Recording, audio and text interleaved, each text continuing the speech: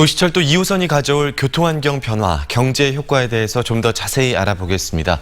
교통안전 국민포럼 광주전남지회 이명길 회장과 이야기 나눠봅니다. 안녕하십니까? 네, 안녕하십니까? 네, 앞서 리포트에서도 공사 기간 동안의 그 교통 불편에 대해서 설명을 했는데요. 광주시가 대응책을 마련하고 있긴 한데 그 공사 구간이 평소에도 교통량이 아주 많은 것 아닙니까? 네, 그렇습니다. 도시철도 2호선 공사 구간 주요 교차로의 교통 여건은 녹록지가 않습니다.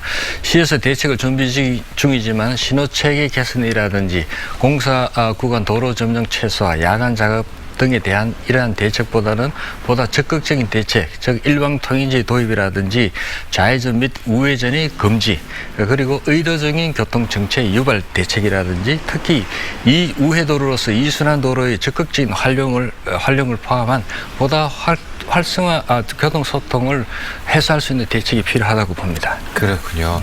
도시철도 2호선을 건설하는 것은 무엇보다 시민들의 교통 편의를 위해서 아니겠습니까? 2호선 개통 이전과 개통 이후 어떤 변화를 예상하시는가요? 변화로서는 한 4가지 정도 예상을 할 수 있습니다. 우선 첫째, 대중교통 중심을 도시철도 중심으로 재편이 필요하고요. 또한 역을 중심으로 한 개인교통 수단의 활성화 및 이에 대한 새로운 산업이 또 발생이 될 것이고, 셋째, 주거지역을 중심으로 한 단거리 승용차 이용이 증가할 것으로 보고 있고요. 넷째, 역세권이라는 새로운 도시 공간 구조를 변화시킬 만한 요소들이 만들어져서 주택지의 변화와 지역별 상권을 새롭게 형성하는 하나의 계기를 만들어줄 변화가 나타날 것입니다. 그렇군요.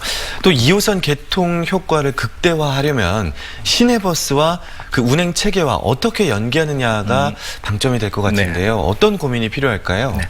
현재 버스 운영 체계는 상당히 기본적인 형태에서 많이 변화가 있어 왔습니다. 이를 만회하기 위해서 우선 첫째, 버스의 본래 기능인 급행 간선, 지선버스의 기능을 다시 확보를 하고, 둘째, 도시철도역을 중심으로 한 소형 순환버스와 급행 간선버스의 확대, 세 번째, 역세권인 도시철도역을 중심으로 한 도시 재개발 문제 등 도시철도 운행지역과 비운행지역에 대한 대중교통 체계를 다시 검토할 필요가 있고요. 또한 가장 문제시되는 농어촌 버스의 도시 내 운행을 최소화할 필요가 있는 것이 앞으로의 고민이라고 할 수 있겠습니다. 네, 그렇군요. 말씀하신 것 중에 그 정차역 주변 상권 활성화, 네, 그 부분에 대한 기대가 큰데 사실 1호선 같은 경우에는 그 역세권 활성화가 기대에 못 미치는 부분도 있었다라는 이야기가 나오거든요. 2호선의 역세권을 활성화하려면 어떤 방법이 필요하다고 보십니까? 네, 1호선의 역세권 활성화는 상당히 저조한 형태의 개발을 띄우고 있는데요. 우선 2호선이 개발될 경우에는 추가적으로 한 4가지 정도 우리가 검토해 볼 필요가 있습니다. 우선 역세권은 광주의 경우 150에서 200m를 직접적인 영향권으로 보고 역세권 개발 지원 조례 제정을 통해서 활성화를 유도시켜줘야 되고요. 둘째, 생활권 중심역의 교통 기능을 강력하게 집중을 시켜주고, 셋째, 이용객이 많을 것으로 예상이 되는 역에 대해서는 소형의 그 환승센터 시설을 과감하게 도입하고, 넷째, 역과 주거지나 직장을 연계한 초단거리 운행하는 새로운 교통수단을 활성화할 수 있도록 제도적으로 지원을 해줄 필요가 있습니다.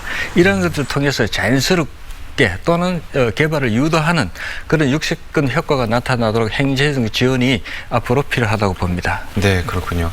도시철도 2호선 개통 이후 10년 동안 1, 2호선의 운영 적자가 700억 원을 넘을 거라는 그런 예측도 있습니다. 한 해 동안요. 네. 광주시의 재정 건전성 우려가 나오고 있는데요. 어떻게 예상을 하십니까? 네.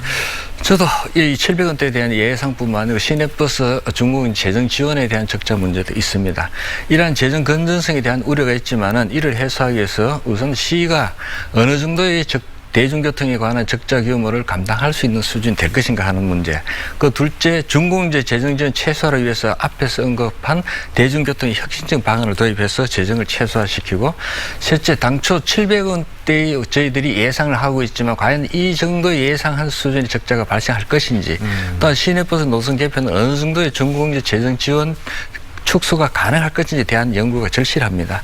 그다음 네 번째로 대중교통과 관련된 모든 시설을 통합 운영 관리할 수 있는 종합교통관제 시스템, 즉 광주교통공사라는 이러한 시설들을 도입을 해서 대중교통 체계를 종합적으로 관리함으로 인해서 시민들의 우려를 해소할 수 있는 이러한 방안이 필요할 것을 봅니다. 네, 알겠습니다. 오늘 교통안전국민포럼 광주전남지회 이명길 회장과 이야기 나눠봤습니다. 고맙습니다. 네, 감사합니다.